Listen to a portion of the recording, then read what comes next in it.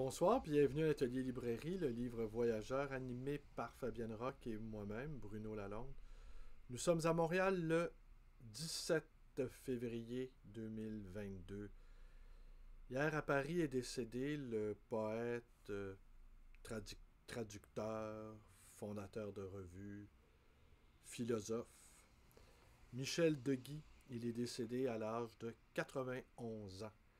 Il a entre autres, traduit avec François Fédier le Hölderlin de, de Martin Heidegger. Il appartient justement, outre ses activités de poète, d'éditeur, j'y reviendrai, il appartient à cette longue lignée de, de philosophes français qui ont été très, très influencés par la pensée de Martin Heidegger, Derrida, Jean-Luc Nancy, pour ne nommer que ceux qui me viennent à l'esprit. Et Michel Deguy avait fondé avec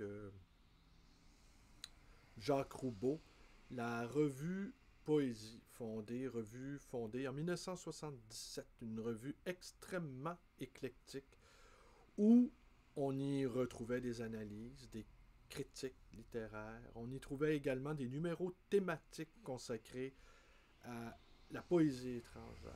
C'est une revue passerelle, c'est une revue où les poètes pratiquaient la poésie pensante, pour reprendre les termes de Deguy, et où ils pratiquaient la poésie pensante et également une poésie engagée, car il a été également membre de la revue critique. Il a également écrit dans la revue fondée par Sartre, Les Temps modernes.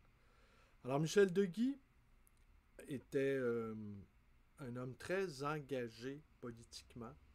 Il jugeait que pour lutter contre la dévastation du monde par le système marchand, ce qu'il aurait sans doute appelé, avant que ce terme entre dans les usages, le capitalisme de surveillance. Ce capitalisme de surveillance dont chacun d'entre nous faisons l'expérience régulièrement.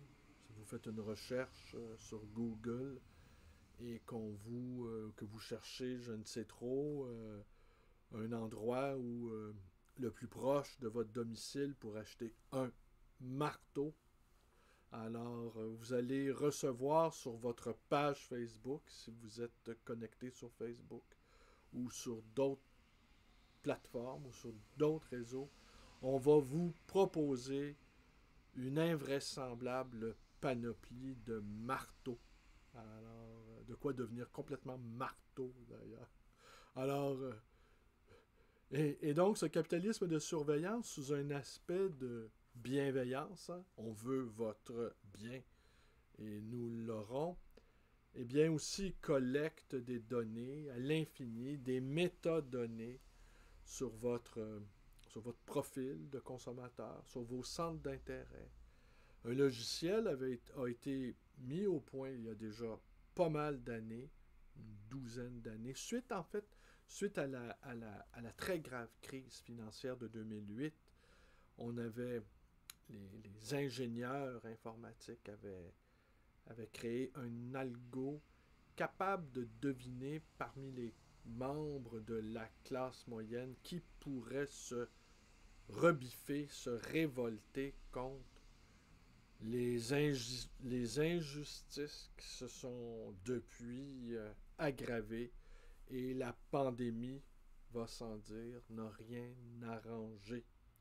Alors Michel Deguy était très préoccupé par ces questions de l'omnipotence des écrans, très préoccupé aussi, j'aurais envie de dire, en bon heideggerien, par la prévalence du langage dans les affaires humaines, la nécessité de d'habiter la langue.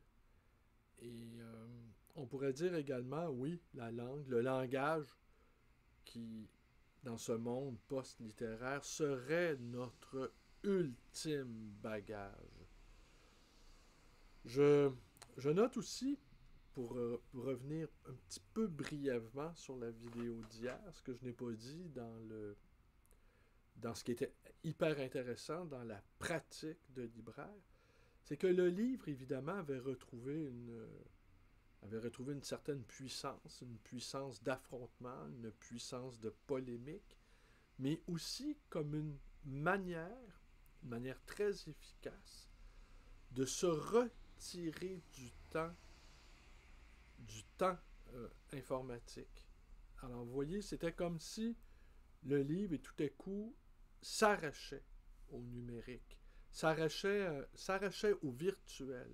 Et, et, euh, et voilà donc cet arrachement du virtuel pour s'enraciner dans une sorte d'univers de papier nous est sans doute extrêmement nécessaire.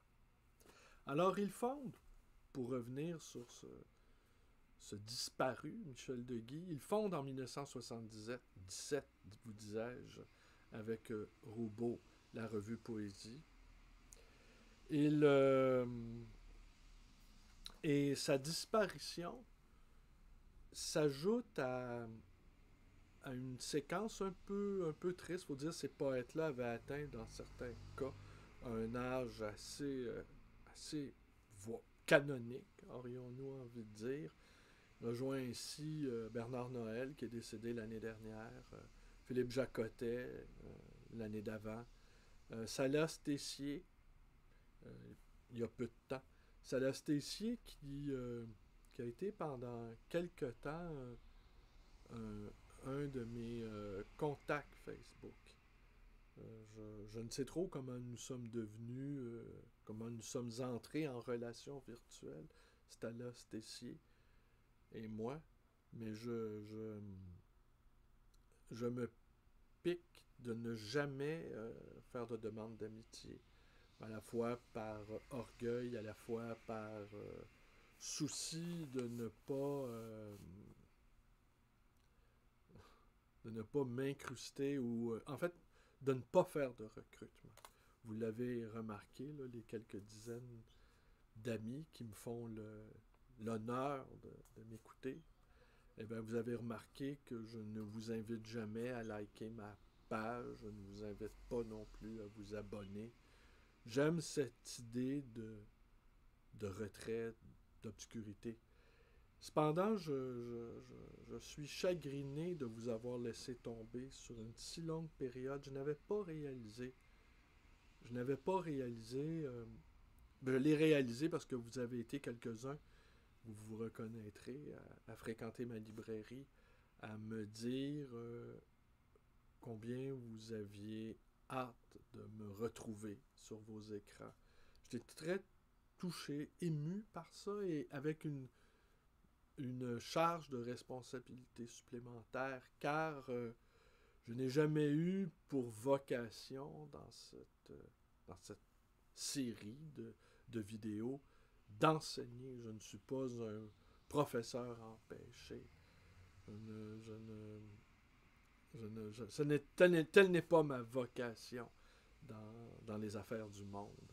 C'est d'avoir créé un espace aussi qui est très étonnant eu égard de la conception marchande des affaires. C'est qu'on ne gère pas une boutique de livres d'occasion et d'anciens, de livres rares aussi.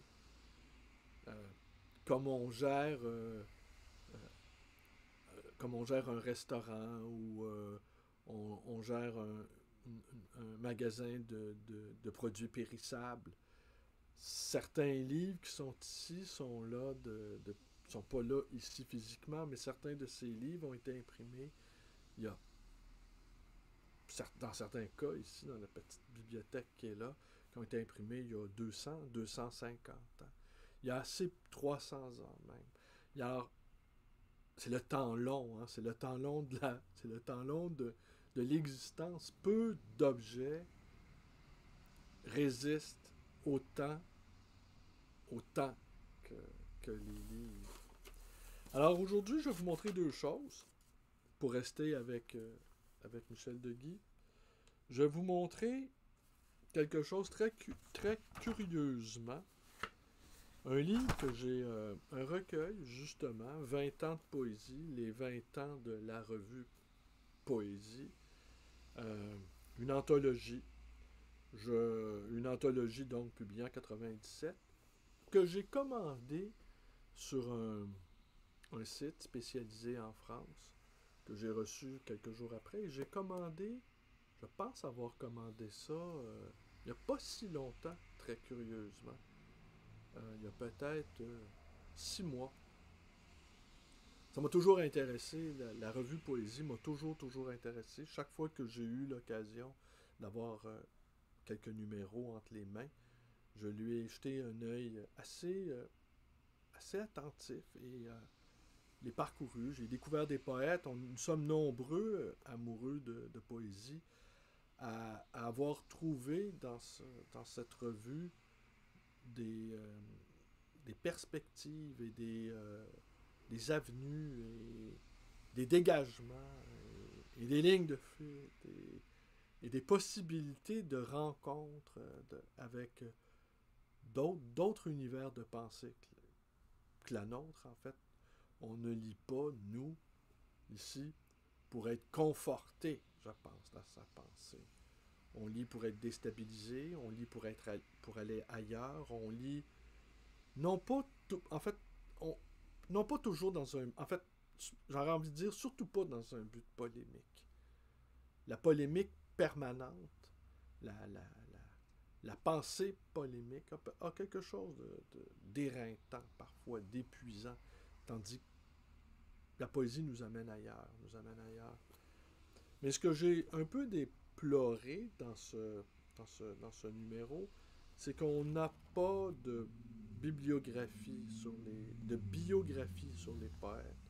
J'aurais aimé savoir, par exemple, Paul Celan, on sait c'est qui, n'est-ce pas? On sait c'est qui.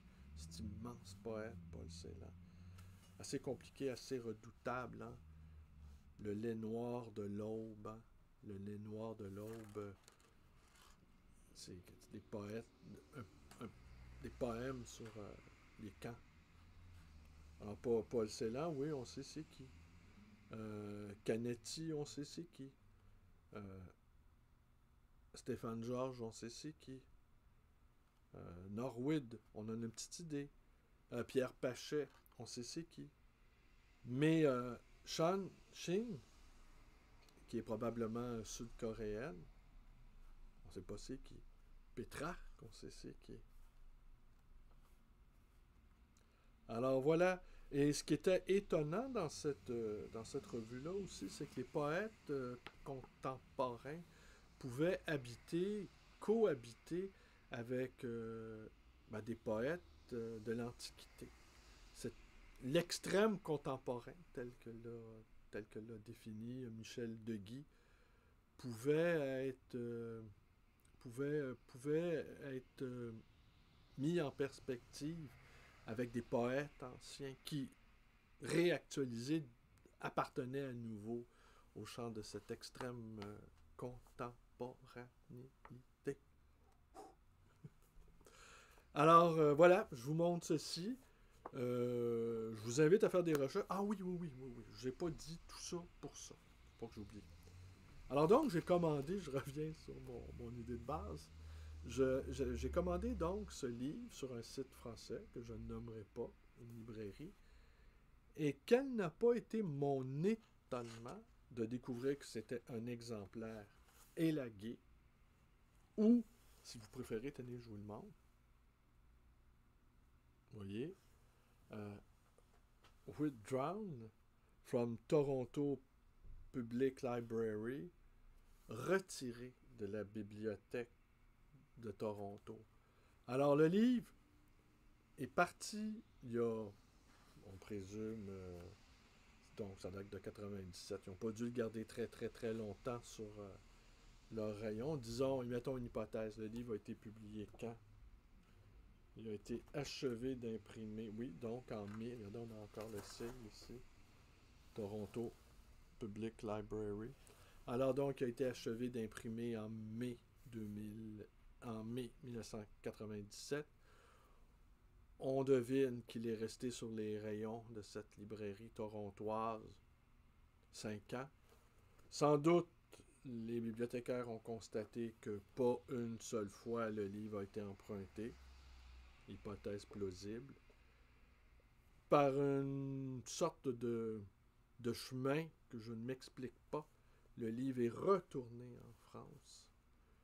Et il y a un zigoto comme moi qui, il y a quelques mois, l'a commandé et le livre est retourné à Montréal. Alors, probablement que cette histoire-là de livre qui bondit d'un continent à l'autre et qui part de France, qui va au Canada, du Canada, retourne en France, et de France, retourne au Canada, ça doit être assez unique dans la saga d'un livre voyageur, n'est-ce pas? Eh bien, je tenais à ce que vous le sachiez. Alors, une autre de mes passions, évidemment, vous avez compris, l'amour immodéré que je porte à l'objet livre. En ce domaine, je suis un authentique fétichiste. Mais comme disait l'autre, c'est toujours la sexualité des autres qui est obscène. Mais là, bon, le fétichisme de livre, on en conviendra, est assez bénin et ne porte pas à conséquence, quoi qu'on en dise. Et j'ai un faible... En fait, il y a 2 catégories de livres que j'achète sans réfléchir. Et dès que je les vois, j'éprouve une véritable excitation, pour rester toujours dans le domaine du fétichisme. Ce sont les textes écrits par des libraires. Mémoires, coups de gueule, trucs du métier. J'ai histoire de librairie. J'ai une... En fait, si un jour j'arrêtais d'acheter des livres, ce que je n'imagine pas, mais ce serait cette première catégorie de livres que jamais je refuserais d'acheter. Les histoires de libraires, les mémoires de libraires, les histoires de librairie. Et cette deuxième chose-là, l'histoire du livre aussi. Mais l'histoire du livre, il y a de très très bons livres qui se publient à un rythme régulier aussi. Et ça, c'est observable dans le monde de l'édition. Les livres sur les livres, l'histoire du livre. Et l'histoire des bibliothèques personnelles. Et ça, et il n'y en a pas beaucoup. Il n'y en a pas beaucoup. Régulièrement, je fais des recherches pour voir s'il apparaît d'autres ouvrages sur le marché.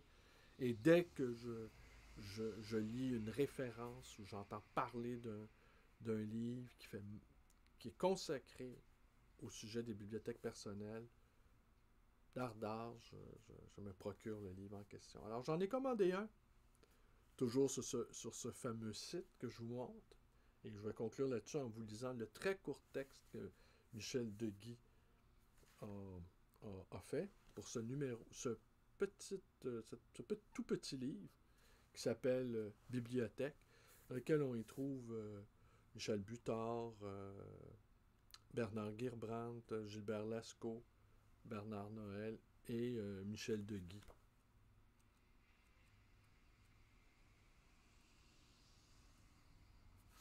Peut-être demain, je vous lirai un autre passage. Peut-être là, peut-être pas.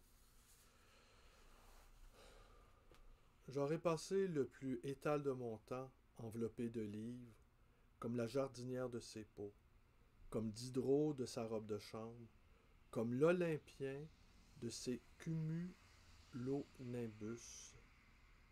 Le jour n'est pas plus noir que le fond de mes livres. À proximité, la garde prétorienne des dictionnaires. Au loin, les émérites, les vétérans déplumés, massicotés par les ans, couturés de citations à l'ordre de la littérature. Mes bouquins refermés sous les noms de Budé, de Hetzel et d'Alcan ou de Larousse, tomes aux enseignes des régiments disparus. Entre deux, la levée en masse des recrutés disparates.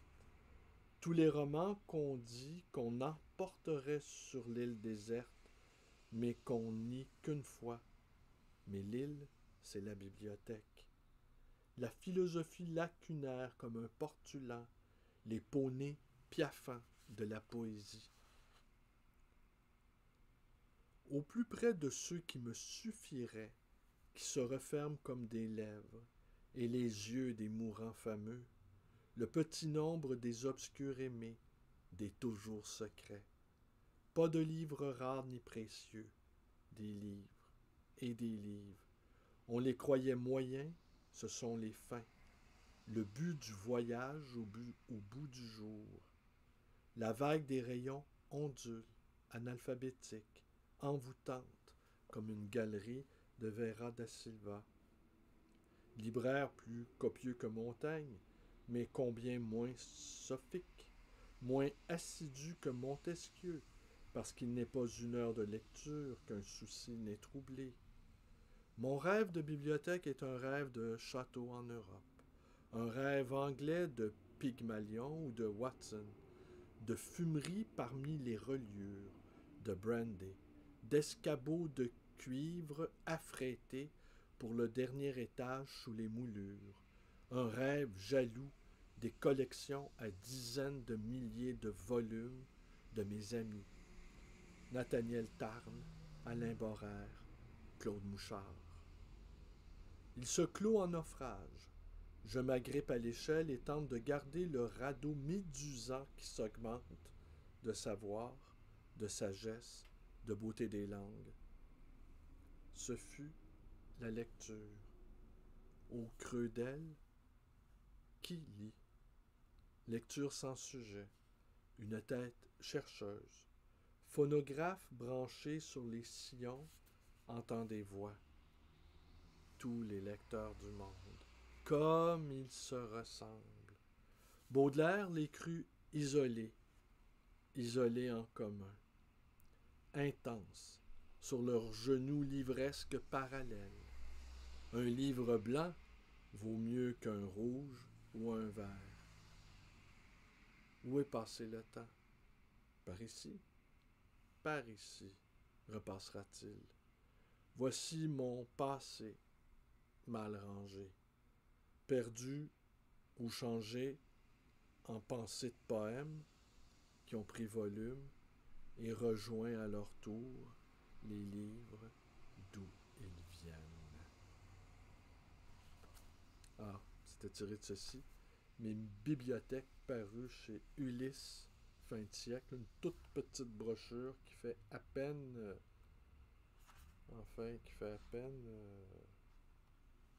la pagination. Pagination absente, on peut comprendre. À vue d'œil comme ça, je dirais une quarantaine de pages, tout au plus. Alors voilà. Alors c'est tout pour ce soir. Je vous remercie d'être avec moi. Voilà, on n'en dira pas davantage. Allez, bonne soirée.